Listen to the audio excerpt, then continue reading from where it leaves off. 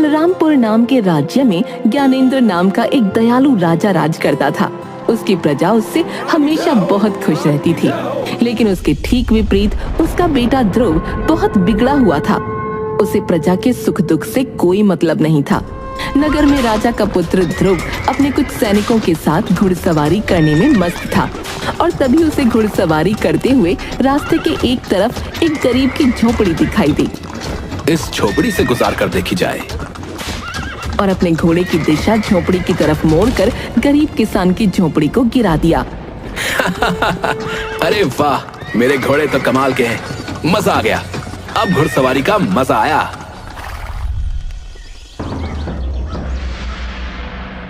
अगले दिन राजमहल में। क्या बात है मंत्री, ये शोर कैसा हो रहा है? महाराज, एक आदमी अंदर आने के लिए दरबान से लड़ रहा है। अरे, अब ऐसा क्या हो गया जो वो इतना तड़प रहा है? उसे अंदर आने दो।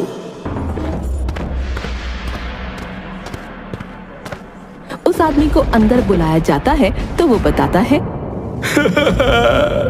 महाराज, मेरी मदद कीजिए महाराज, मैं लुट गया, बर्बाद हो गया। अरे, आखिर हुआ क्या है, बताओ तो। महाराज, महाराज, राजकुमार घुड़सवारी कर रहे थे, पर तभी वो अचानक आकर मेरी झोपड़ी से टकरा गए और मेरी पूरी झोपड़ी टूट के बिखर गई। महाराज, मैं बेघर हो चुका हूँ महाराज, पर मुझे अपनी चिंता नहीं है, मुझे अपनी बीवी बच्चों की चिंता है, क्योंकि सर्दी का मौसम है महाराज, और ऐसे खुले में रहना उनके लिए बहुत खतरनाक है। वो मर जाएंगे महाराज, वो मर जाएंगे, मेरी मदद कीजिए महाराज। मंत्री, राजकुमार को बुलवाओ। तुम चिंता मत करो, हमारे होते हुए अन्याय नहीं हो सकता, तुम्हें न्याय मिलेगा। राजकुमार को बुलाया जाता है। जी पिताजी, बताइए, आपने मुझे याद किया? ध्रुव, ये मैं क्या सुन रहा हूं? तुमने इस आदमी की झोपड़ी तोड़ दी? मैं इसका कारण जान सकता हूं? पिताजी, बस थोड़ी सी टक्कर लग गई थी, कोई बड़ी बात नहीं है। वैसे भी वो झोपड़ी बहुत कमजोर थी, और वैसे भी मैं अपने घोड़ों की ताकत को परखता रहता हूं। बेटा, तुम्हारे लिए यह छोटी बात हो सकती है, लेकिन इसके लिए यह जीवन और मृत्यु का सवाल है। क्या तुम जानते हो कि सर्दी में बिना छत के रहना कितना कठिन होता है? घोड़ों की ताकत युद्ध भूमि में देखी जाती है, ऐसे गरीब नगरवासियों के घर तोड़कर नहीं। नहीं, मुझे नहीं पता और जानना भी नहीं है। जरा सी गलती पर क्यों आप मुझे सुना रहे हो? मैं राजकुमार होकर अपनी मर्जी से कुछ फैसले भी नहीं ले सकता क्या? ध्रुव, गलती का एहसास होना जरूरी है। जब तक तुम्हें किसी की कठिनाई का अंदाजा नहीं होगा, तब तक तुम कभी अच्छे राजा नहीं बन पाओगे। एक राजा का दिल हमेशा अपनी प्रजा के लिए धड़कना चाहिए। सर्दी का मौसम बहुत कठोर होता है और गरीबों के पास इतने साधन नहीं होते कि वो इससे बच सकें। तुम्हारी एक गलती ने इन लोगों को बेघर कर दिया। हाँ हाँ पिताजी, मैं समझ गया, अब मैं चलता हूँ। राजकुमार ने राजा की बातों पर कोई खास ध्यान नहीं दिया और वहां से चला गया। फिलहाल राजा ने उस आदमी की झोपड़ी वापस ठीक करवा दी, लेकिन कुछ ही दिन बाद राजकुमार ने फिर से एक गरीब आदमी की झोपड़ी को तोड़ दिया, और वो भी सिर्फ इसलिए क्योंकि वो रास्ते में उसे अच्छी नहीं लग रही थी। ध्रुव, तुम्हारा दिल पत्थर का हो गया है। तुमने फिर से एक गरीब की झोपड़ी तोड़ दी। क्या तुम्हें सर्दी में लोगों की तकलीफ का जरा भी एहसास नहीं है? पिताजी, वो झोपड़ी रास्ते में थी, मेरा मन खराब होता था उसको देखकर। बस, बहुत हो गया। तुम्हें अपनी प्रजा की पीड़ा का कोई एहसास नहीं। अगर तुम में संवेदना नहीं है तो तुम राजा बनने के काबिल नहीं हो। अब तुम इस महल से निकल जाओ। जाओ और देखो कि गरीबों की सर्दी कैसी होती है। जब तुम उनकी तकलीफें खुद महसूस करोगे, तब शायद तुम्हें समझ आएगा कि राजा का दिल कैसा होना चाहिए। आप मजाक कर रहे हैं ना? मैं राजकुमार हूं इस नगर का, आप मुझे नहीं निकाल सकते। तुम्हें हर बात मजाक ही लगती है, लेकिन ये मजाक नहीं है। चले जाओ यहां से। सिपाहियों, इसे महल से बाहर निकाल दो। अरे अरे, मुझे हाथ मत लगाना। पिताजी, आप ऐसा नहीं कर सकते। पिताजी। राजा के आदेश पर राजकुमार को महल से बाहर निकाल दिया जाता है। वो पूरे दिन तो इधर उधर घूमता रहा, लेकिन रात होते ही उसे बहुत तेज सर्दी लगने लगी। अब तो काफी वक्त बीत गया। पिताजी ने दरबानों को आदेश दे दिया होगा कि मुझे अंदर आने दिया जाए। हाँ, अंदर चलकर देखता हूँ। वो महल में जाने की कोशिश करता है, पर दरबान उसे अंदर नहीं जाने देता। माफी चाहूंगा राजकुमार, लेकिन महाराज का आदेश है कि आपको अंदर न आने दिया जाए। अरे यार, मुझे लगा था शाम तक पिताजी का दिल पिघल जाएगा, पर ये तो बड़े सख्त हो गए। अब मैं कहाँ जाऊं? वो ठंड में ठिठुरता हुआ आगे चल पड़ता है।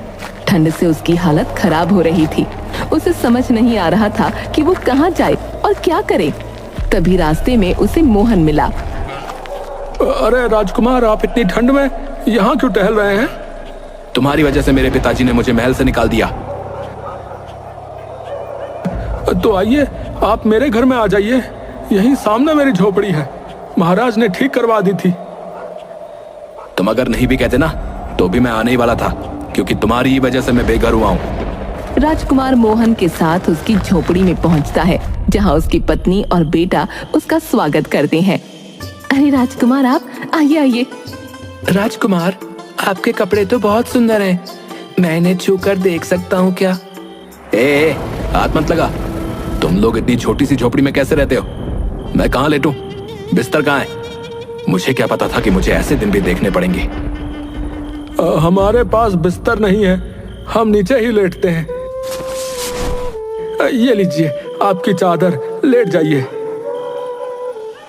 राजकुमार एक चादर लेके लेट तो जाता है, लेकिन उसे बहुत ज्यादा ठंड लगती है, तो वो उन तीनों की चादर भी उनसे छीन लेता है। लाओ, मुझे दो ये चादरें। मुझे ठंड लग रही है, बहुत तेज। हे भगवान, कितनी ठंड है। ये नगरवासी इतनी ठंड में इस झोपड़ी में पता नहीं कैसे रहते हैं। राजकुमार तो 4 चादरें ओढ़कर सोता है, और वो लोग रात भर ठंड से कंपकपाते रहते हैं। सुबह होते ही गंगा देखती है कि सूरज ठंड से कांप रहा है और उसका शरीर तप रहा है। सूरज को तो बहुत तेज बुखार हो गया है। अरे अरे मेरे बच्चे, क्या हो गया तुझे? वैद्य को बुलाइए। सूरज, उठो बेटा। अजी सुनो ना, कुछ करिए। आप वैद्य जी को बुलाइए। पर गंगा, मेरे पास तो वैद्य को देने के लिए पैसे भी नहीं है। क्या हुआ? इतना शोर क्यों मचा रखा है? राजकुमार, सूरज को बहुत तेज बुखार हो गया है, पर हमारे पास इसका इलाज कराने के पैसे नहीं हैं। सूरज की हालत देखकर पहली बार राजकुमार को उन लोगों के लिए थोड़ा बुरा लगता है। हे भगवान, मैंने इनकी चादरें छीन ली। शायद इसी वजह से सूरज इतना बीमार हो गया। वो अपना हार उतार कर मोहन को देता है और कहता है, अब ये हार ले लो, इसे बेचकर सूरज का इलाज करवाओ। राजकुमार, ये तो बहुत कीमती है। हाँ, पर ये सूरज के जीवन से ज्यादा कीमती नहीं है। जल्दी जाओ, वैद्य को बुलाओ, और हाँ, बाजार से कुछ कंबल और बिस्तर भी खरीद लेना। राजकुमार, आपने हमारी जान बचा ली। भगवान आपका भला करे। मोहन सूरज का इलाज करवाता है और साथ ही कुछ कंबल और बिस्तर भी ले आता है। अगले दिन राजा राजकुमार से मिलने आता है। ध्रुव, अब कुछ समझ आया कि नहीं? महल की याद आ रही है?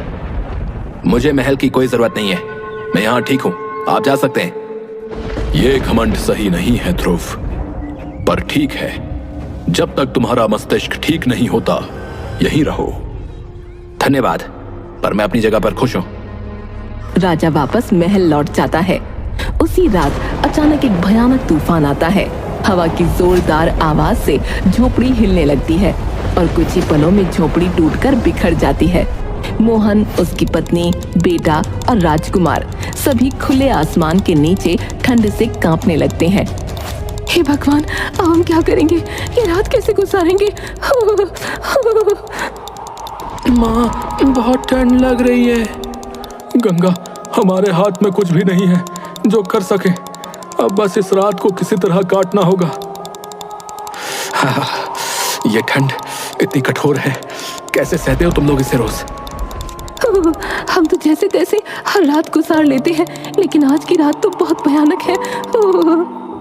मैंने जब इन लोगों की झोपड़ी तोड़ी थी तब भी तो इनकी रात ऐसे ही गुजरी होगी ना। हे भगवान, मैंने क्या कर दिया था? जैसे तैसे सुबह होती है, लेकिन रात की सर्दी ने सबके शरीर को झकझोर कर रख दिया था। राजकुमार अपनी मोतियों की माला उतारकर मोहन को देता है और कहता है, मोहन, ये लो, इसे बेचकर झोपड़ी को ठीक करवा लो। धन्यवाद राजकुमार। धन्यवाद तो ठीक है, पर तुम लोग ऐसे कैसे जीवन काटते हो? गरीब का जीवन ऐसा ही होता है राजकुमार। आप तो पहली बार गरीब की सर्दी देख रहे हैं। हमारा हर मौसम ऐसा ही है, कष्टों से भरा हुआ। मोहन उस माला को बेचकर झोपड़ी सही करवा लेता है।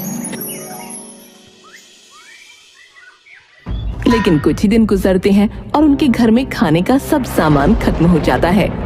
मोहन, घर में अब कुछ भी खाने को नहीं बचा है। सर्दी ने तो हमारी सारी उम्मीदें छीन ली। हाँ गंगा, बर्फ के कारण खेतों में कोई काम नहीं हो पा रहा है। लकड़ी काटने का काम भी ठप पड़ा है। इस ठंड में कोई पेड़ काटने नहीं जाता। अब क्या होगा? यह वक्त भी गुजर जाएगा, बस हमें सब्र रखना होगा। मोहन, मेरे पास अब सिर्फ ये एक अंगूठी बची है, इसे बेचकर कुछ खाना ले आओ। अब राजकुमार, आप इतना कुछ दे चुके हैं, ये अंगूठी मत दीजिए। मोहन, ये समय सोचने का नहीं है, जाओ इसे बेचकर खाने का इंतजाम करो। मोहन अंगूठी बेचकर खाना ले आता है। 1-2 हफ्तों तक वो खाना चलता है, लेकिन फिर सब कुछ खत्म हो जाता है। अब न मोहन के पास कुछ बचा था, न ही राजकुमार के पास। अब तो खाने को भी कुछ नहीं बचा। आगे की सर्दी कैसे काटेंगे? क्या यहाँ कोई ऐसा काम नहीं होता जिससे कुछ पैसे कमाए जा सके? यहाँ तो इस सर्दी में कोई काम नहीं होता, पर शहर में कुछ काम मिल सकता है, लेकिन वहां जाना आसान नहीं होगा। मोहन, हमें कुछ तो करना होगा। चलो हम शहर चलते हैं और वहां काम ढूंढते हैं। राजकुमार और मोहन शहर जाते हैं, जहां उन्हें मेहनत मजदूरी का काम मिलता है। ये राजकुमार के लिए पहली बार था कि उसने अपने हाथों से काम किया हो। दिन भर की मेहनत के बाद वो इतना थक गया कि उसकी हालत बेहद खराब हो गई। मोहन, मैंने कभी सोचा नहीं था कि काम इतना कठिन हो सकता है, लेकिन जब अपने मेहनत के पैसे से खाना खा रहा हूं तो दिल को बहुत ही सुकून मिल रहा है। हालांकि दिन भर की थकान और सर्दी की वजह से राजकुमार को अचानक तेज बुखार हो गया। वो तड़पने लगा और उसकी हालत बिगड़ती चली गई। मैंने तुम सबके साथ बहुत बुरा किया है। अब मुझे समझ आया कि तुम लोगों पर क्या बीतती है और तुम्हारे बेटे ने बुखार से तड़पते हुए क्या महसूस किया होगा। मोहन, मुझे माफ कर दो। इतना कहते ही राजकुमार बेहोश हो गया। फिर जब उसकी आंखें खुली तो उसने देखा कि वो अपने महल के नरम बिस्तर पर लेटा है। मैं यहाँ कैसे पहुंचा? बेटा, मैंने हर समय तुम पर नजर रखी थी। जैसे ही तुम्हारी तबीयत बिगड़ी, मैंने तुम्हें तुरंत महल में लाने का आदेश दिया। पिताजी, मुझे वापस जाना है। मैं मोहन और उसके परिवार के साथ रहना चाहता हूँ। नहीं बेटा, अब तुम जान चुके हो कि गरीबों का जीवन कितना कठिन होता है। तुमने उनकी परेशानियां महसूस की हैं। अब तुम्हारा यह कर्तव्य है कि तुम एक अच्छे राजा बनो और उनकी भलाई के लिए काम करो। राजकुमार को राजा की बात समझ आई। उसने तय किया कि वो अपने राज्य के गरीब लोगों की मदद करेगा। हाँ पिताजी, अब मैं समझ गया हूं कि असली राजा वो होता है जो अपने लोगों की तकलीफों को समझे और उनका समाधान करे। मैं वचन देता हूं कि इस सर्दी के खत्म होने से पहले मैं गरीबों के लिए गर्म कपड़े, कंबल और बेहतर आवास की व्यवस्था करूंगा। राजकुमार ने अपने वचन को निभाया उसने गरीबों के लिए न सिर्फ गर्म कपड़ों की व्यवस्था की, बल्कि उनके लिए नए घर भी बनवाए और नए रोजगार के अवसर भी दिए। राजकुमार के इस कदम से राज्य के लोगों का जीवन बेहतर हुआ और उन्होंने अपने राजा की दिल से सराहना की।